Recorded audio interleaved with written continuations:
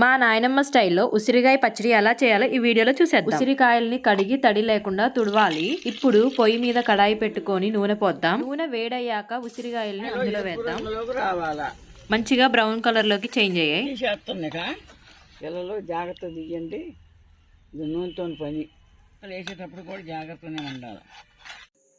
ఇప్పుడు ఉసిరికాయల్లోకి సుమారుగా 25 గ్రాముల మెంతిపిండి, 50 గ్రాముల ఉప్పు, 100 గ్రాముల కారం, 1 టేబుల్ స్పూన్ పసుపు, 4 వెల్లుల్లిపాయలు దంచి వేసుకోవాలి. ఫ్రై చేసిన ఆయిల్ ని కొంచెం పోసి కలుపుకోవాలి. ఏదైనా డబ్బాలో స్టోర్ చేసుకోండి. ఉప్పు కారాలు సరిపోకపోతే ఒకసారి చూసి వేసుకోండి. లాస్ట్ లో అన్నం కలుపుకొని తింటే సూపర్.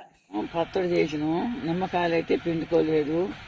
మీరు పచ్చడితో నిమ్మకాయలు 2-3 పిండుకోండి, అప్పుడు రుచి వస్తుంది. ఉప్పు సరిపోతే వేసుకోండి. పచ్చడి మాగినాక 3 రోజులు అయినాక ఉప్పు సరిపోయిందా చాలేదని చూసుకొని వేసుకోండి.